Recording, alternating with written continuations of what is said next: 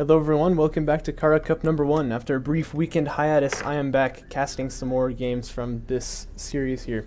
This is once again from round 2, and right now we're looking at Masque of the Red Death playing as the Coalition against Rompafrolic playing as the Galzian. And now these two players both had lost round 1, so this is kind of an important match for them. You know, you never want to start at a tournament 0-2, right? So they're both going to be wanting to win this game. Rompafrolic, you notice right off the bat, is faster on his kind of early game start. And he's going 4 on CUs like normal, and he's this kind of purplish looking carrier, which is really nice looking. I like how he's also making out of the production cruiser. This is good for all those of you who are watching. You know, you can get soldiers out on the map faster. Meanwhile, what is Masque of the Red Death planning here? Looks like all 4 are still on CUs here. And there's more being put onto CUs as well. Okay, so we're not going to see any crazy, you know, tech rushes or anything coming out of this map. It's going to be, I believe, mostly standard. Interesting scanner placement. Well, I usually like to put him just kind of right behind a hill here, but that is also just fine. Now, I heard something about this match, like Tren was bleeding through his eyes or something like that after what he saw. I can't totally remember what he was saying, so I'm really excited to see what happens here. Fleet capacity, that's interesting. Yeah, okay, he's starting to make some sand skimmers. So it looks like Rompafrolic is going to be moving out on the map already.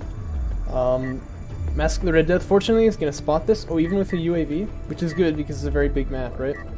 This UAV here is going to see everything that Masque of the Red Death wants to see. Oh, look at that, a production cruiser, a base runner, and a sand skimmer before it goes down. So, she, and I've been informed it is in fact a she, not a he, so sorry about that one from earlier. Anyway, she's going to know everything that's going on in the middle here now.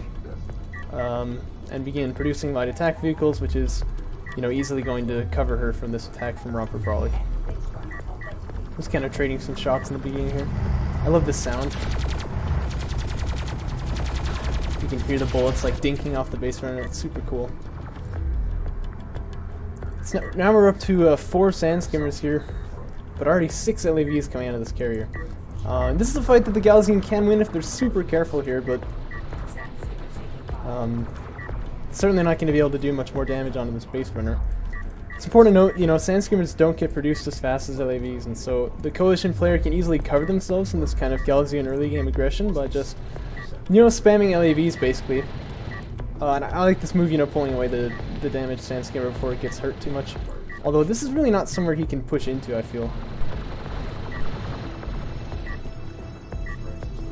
You know, he's done a little bit of damage onto this LAV, I suppose that's good, but, I mean, as you can see, you know, there's no way he's going to be able to push down through this canyon here and, like, close the distance before he takes too much damage to actually take the fight. Rompafrolic is going to be grabbing an artifact, and he's going to be heading out to the other side of the map. These LAVs want to pressure. They seem to want to kind of chase this artifact out here. Oh, I don't like this, he's got to pull back. Ooh. So with LAVs, yeah, this is not so good because now these sand skimmers can kind of chew up these LAVs at close range. With LAVs, you want to come in but then pull back, right, as the engagement begins so that you can kind of kite the enemy. So now we're up to 8 sand skimmers against, you know, 3 LAVs here. These are all going to go down. So this is actually looking pretty dangerous now for Masque of the Red Death. And sand skimmer rating is coming out, and armor 1 is already finished, in fact, against, you know, no upgrade LAVs. So I'm hoping Masque of the Red Death has researched AAV fabrication. It doesn't look like it. So this could get a bit risky here. As we now have, you know, 8 sand skimmers piling into the front here, and it looks like there's one more coming. I'd love it, you know, a base runner oh yeah, so this base runner's moving out here to the artifact, but if it comes back here and puts down a turret, it's really nice for the defense, you know, you can kind of hold this position a lot better. Kind of tense trading of blows going on over here, but no no result really from that. We call that a stalemate, I think. My English is not so good. Anyway, these sand skimmers here, he's gonna chew up this base runner here, and this is actually gonna go down now, I believe, which is quite a sad loss because that base runner turret is such a potent defensive countermeasure. Now there's about 7 LAVs here to, oh dear, like 11 sand skimmers. They've got armor 1 now. These sand skimmers have got armor 1, speed 1, so.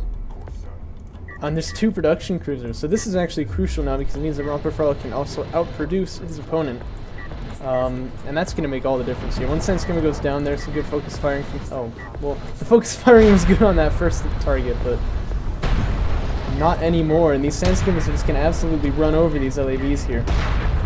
This is looking pretty painful. You know, I'd love it if Rompafrolic would just kind of push in now, you know?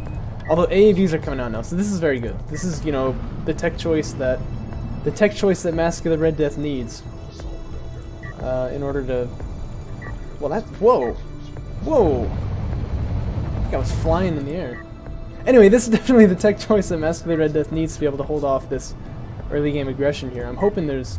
Yeah, there's already one out, and there's a second one being produced. That is good. But it certainly shouldn't be moving out here. You know, this is where the fight is going to be. These are going to target right on the salvagers, and... Okay, so they're switching to the sand skim, which is going to go down. A lot of them target firing that AAV, and actually it's at like half health, so I don't even want to call that a bad option, really. Although I feel Rompafrolic can get more done by targeting these LAVs. Yeah, that's I think the correct choice.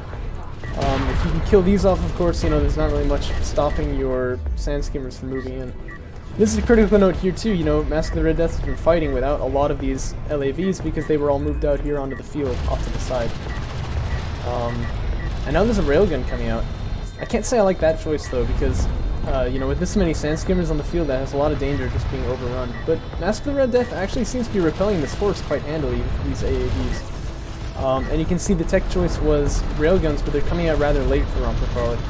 And these sand skimmers have no business being here, they're just getting hewn down by these AAVs. Still taking a lot of LAVs with them, but trading rather ineffectively, I would presume. Now there's two assault railguns. And they should really... Yeah, these sand skimmers should really screen them, and they should target the armored assault vehicles, which they're doing. That's good.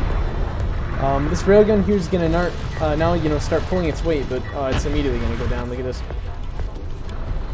Actually, it's already got some armor upgrades. I think that's 2 armor upgrades or something. That's pretty impressive. So all of the LAVs somehow have gone down for Masque of the Red Death. Now it's just, you know, 6 AAVs left. Assault railguns, of course, can pull back and kite for days against these, but this is pretty risky because these AAVs are right on top of these production cruisers. There's kind of non-stop action here. I'm not really totally sure who's going to come out on top of this. Yeah, these 2 assault railguns should definitely, you know, just target down these 2 super wounded AAVs. If they survive, I'm going to be very angry. No, they cannot survive. They must die. But it's got 8 health. Like 2 shots from the sand skimmer, and I feel like it will die. My math isn't so good either. Oh, targeting one that's on full health.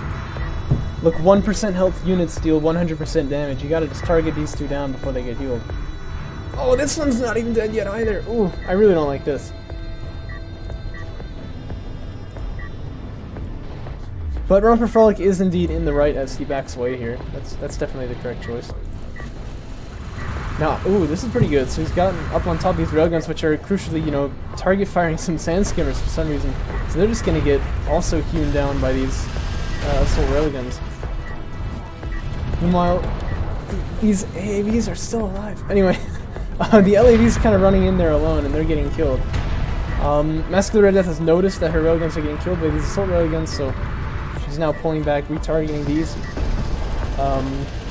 Look, juicy, succulent AAVs. Go kill them. Yes. No, don't target that one. Not that one. This one. This one. This one. This one. This one. Oh. Oh, no. Oh.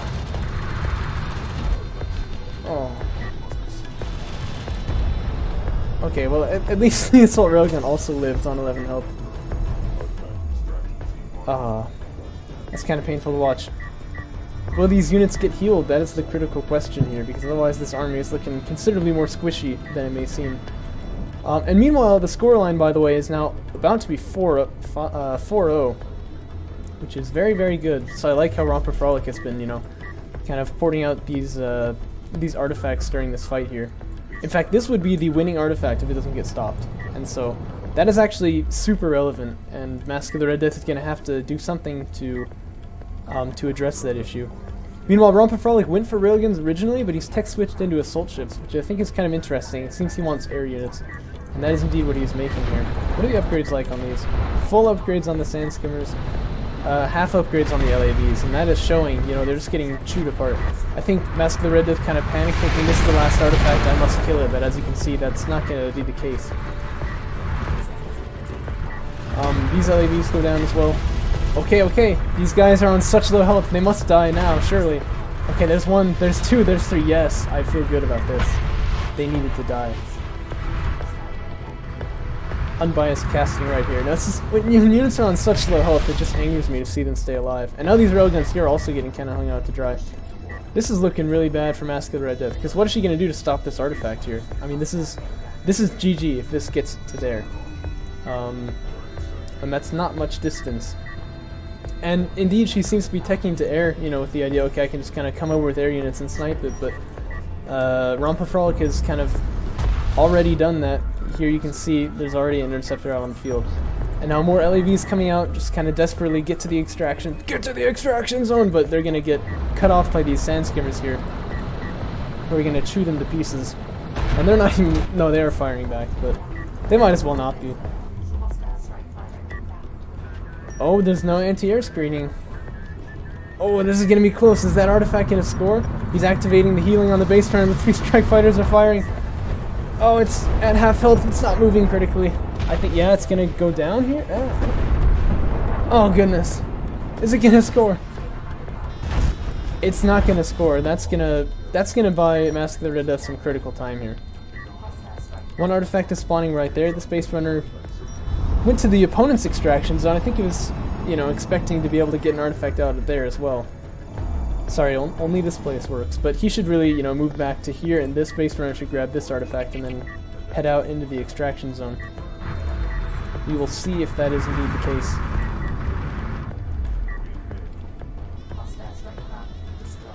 Actually, Base Runners do have a little bit of anti-air, which is noticeable at the very least.